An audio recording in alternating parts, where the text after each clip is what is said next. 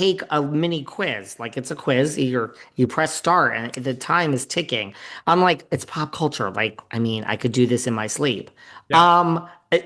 What? I got like I didn't even finish it. We were on question like 25 out of 50, and Yeah. I knew the answers to maybe two, maybe three. Really? Oh, it was like What? hard. I said the same thing you did. I'm like, pop culture. Like, I Yeah. mean, I could do TV, music, but I could do this in my sleep. It was so fucking hard. It I'm is. What was the like, hardest question? I don't even 1 through remember. 50. Yeah. And like I literally was like, huh? Like it's not even like I think, and then they also don't give you the answers right away. I think you maybe have to finish or whatever. But I imagine at the end it would have said you got this many right. I was on like question 25, and it's not like I had an answer and I wasn't sure if it was right or wrong. I Yeah. read the question. I'm like, I don't have any answer. I don't know what this is. Okay, we have the next question. It was It's really fucking very it's very difficult. That's why they say when you come in on the first season, you should just be hard. sort of like an observer. Then you find your footing and then you figure out who the players are and what their little niche is. Because Yeah. when you're present to something, it's very different than when you're not. You could be a viewer. That's why I always say all these people that are coming at everybody going, oh, you shouldn't have said that. You're like, honey, I said that 3 months ago. I have no idea what that moment was. Well, and what was I thinking? I may have just gotten off the phone fighting with somebody, and then I just said something, and then it's just now being used Yeah, but they in a way also, that it's not even appropriate. but you have to understand in reality TV, they're putting it all, a lot of times they don't know, we don't know the storyline. Even in Gown and Out in Beverly Hills, we don't know how it's going to finish. We don't know how it's going to end. I never do. We never do. We don't know what's going to happen at the end of the red carpet with the gown once he puts the gown on the celebrity. So the producers they're pretty creative and brilliant putting these storylines and crafting these storylines together because I, as a producer that does it for our show, it's not easy to The do. only thing I request That's is hard. show my bald spot. Please do not show my bald spot. Please do not show my bald spot. That's it. I don't And know then they what will do bald spot. anyway. I've never seen a bald spot on you, but Well, if you watch closely, you'll know. You'll see it. I will see it. What do you think about this? Your good friend, really. There was this rumor that, the Valley is filming, and I assume Lala and Tom Schwartz are going to be at least friends, but I think they might be full time. They have been at everything. They're pictured at everything. Now we Yeah. know Sheena's not going to be in it. Sheena did this, interview on her own podcast with Alex Baskin, and she said she got the offer from the Valley and she turned it down, which I personally am not still so sure of that. No shade to Sheena. We love Sheena. Well, then there was this rumor that the Valley cast hates her and they don't want to film with her, and they none of them want her on the show. Now she has spoken out. Well, this was the rumor that they're tired of her abuse and they think it's funny that she was asked to be on the show and she turned it down. No, that's not exactly what happened. But very smart. She had Alex Baskin on her podcast and blah blah blah. And Sheena has addressed this rumor that they all hate her and that they don't want to work with her. And on her own podcast, she had her manager on. Sheena's really smart. She gets the manager on, she gets the producer on. So it's like, well, I mean, listen, everyone's going to say, you didn't turn it down, Sheena, give me a break. But you're doing the podcast with the actual executive producer who seems to be backing up your claims. So she's very smart, your friend Sheena. But apparently on her podcast now, she is kind of blaming Brandi Glanville. This is like, let's rewind the clock 10 years. Oh. And her and her manager, they say, they're saying that they think that someone in Brandi Glanville's camp is putting out these rumors. I mean, are we in 2005 here? I mean, You know, it's so petty.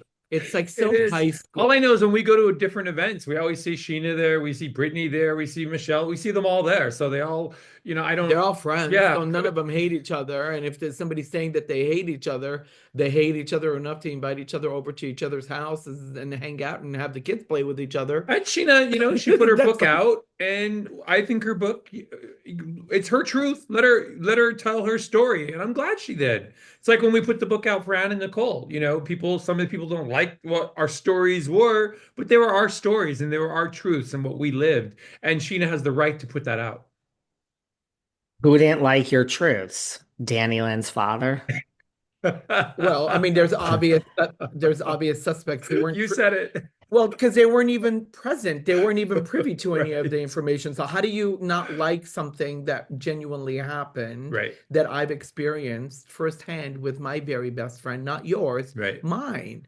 And I think it was also very important because I don't think Sheena could have done this book and not put in All the different Eddie details. Seabra, the different people. Absolutely. That was her life. That was what happened. So, and people have always been interested about it. They always have. Maybe it's 10 years later, but they have. There's always been that in the back of the brain. What happened? And so the fact that she got to put out exactly what happened, I respect her for that. I don't see anybody coming after her going, it's not true. I mean, you know what I mean? It's like, okay. Yeah, and I mean, if you're going to put out a book, don't bother if you're not going to actually talk about things. Right. Well, it's like the same thing as reality. It's just a different form. And before we had reality, there were adaptations to what people wrote in a book and then turned it into a series. Yeah. Well, the difference is now your realities being there's different platforms that you're able to really experience the reality through the lens with a different microscopic group. Some people want to read it, they hear it, they see it, they feel it differently than when you are told a story and you may miss the soundbite and then you don't really know what really happened. But then when she's expressing it, how do you deny her that? Because it's her truth. It's Right. her reality of what she's lived. And don't you think that maybe she's kind of moved on from it? Yeah. You're 40 years old and you're still. I was watching an episode of The Valley just this last week, just to kind of get caught up because we're going to have a few of them on our show. And I was like, it's like high school. Like they tell one person one thing, another person tells another person another thing. And I'm thinking to myself, these people have fucking kids. They're like married with kids and they're still doing this high school back and forth stuff. And I think she's kind of beyond that. Do we think Brandi Glanville's behind these rumors, though? I'm not so sure about I that. I Know don't about that. know. I think using Brandi Glanville is a great way. And you know how it is. One person says something and then it gets transpired into 100 different variations of, do you really know the truth? David, we were on the set of the soap opera and we're in the wardrobe room, and so many gossipy things. I Oh, am listening from the actors to the makeup artist to the hairstylist to the sound man to the like everybody on the crew is fucking talking. can I And it's like a game of telephone. I heard one person start it with my own eyes, and by the end of the time that it got to the person, it was changed like 20 times. So who knows who the fuck started this? I'll tell you, it's hilarious when you're on set and you have your very specific relationships, and the Yes. wardrobe and hair and makeup is always very adjacent to each other because we work in tandem because they have to get the hair and makeup done. I have to put the wardrobe on, then they have to go back for their finishing touches.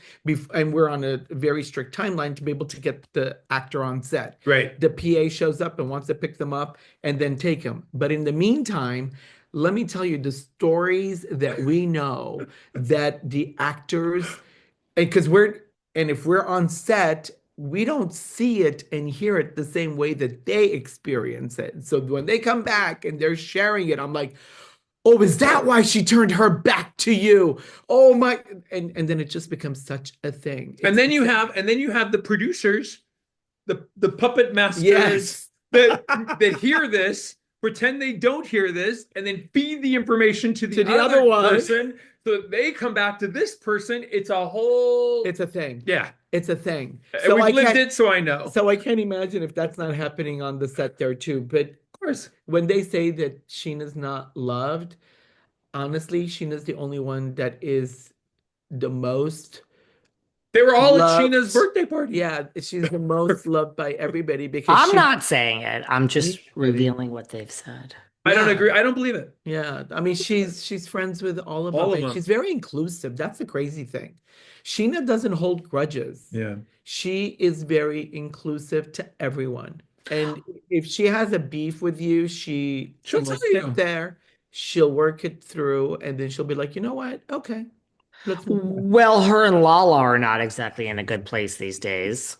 Yeah, but you're gonna have that. I think you're gonna go through different iterations of your friendship, especially because it's so magnified. I mean, do you have an option? You hear things and then you're calling your friend Lala and they don't answer the phone and you're like, bitch, now you're not answering the phone to me? Well, she's at lunch. She can't, you know what I mean? It's like it becomes so heightened and magnified. Oh, I got her on tape calling and she didn't answer. And And this is no shade to Sheena, but I mean, she is like in the drama more now than when she was ever. on the damn show, Right. Yeah. and you're not getting paid for it. It's like just